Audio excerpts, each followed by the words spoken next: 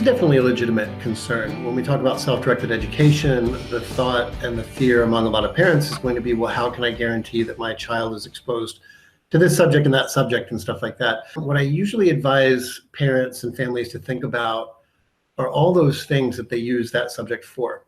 Because really the idea is that children and anyone really learns a particular thing when they get to a point where they need to do that thing in order to do something they care about.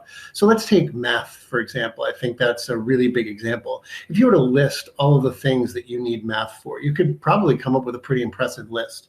We need math for cooking. We need math for handling money. We need math even for if we engage in leisure activities like video games. Often, video games are very heavy on numbers.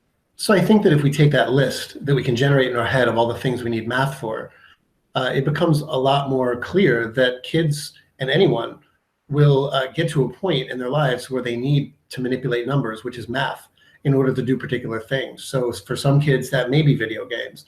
It may be that they realize that they can't get to the next level without really some understanding of, what the point values are. So they learn that.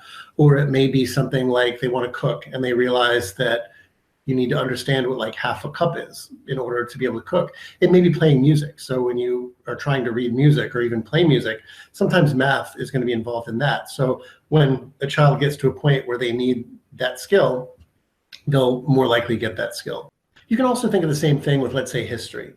History is really just the ability to think about something's past.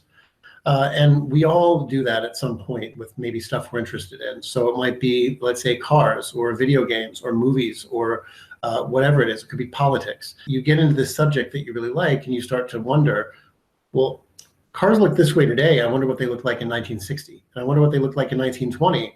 And when were cars invented and why were cars invented? So if you're really interested in it, you'll spend a fair amount of time going and figuring out that history. Now, it may not be American history or the history of France or French Revolution, but you're acquiring the skill of thinking historically. And then when you need to understand the American Revolution or the French Revolution, you'll be better able to do that. And that's really the point, not to get facts, a set of facts from history, but to be able to do history.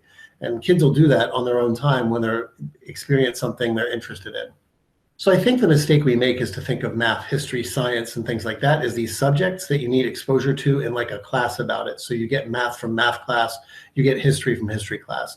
And really what we need to do is think about them as skills that you need for life. So my answer is that kids will learn a lot of those things that they need when they encounter things that require those skills. And if it's an important skill like math or historical thinking, they certainly will get it at some point. It's just in their own way at their own time.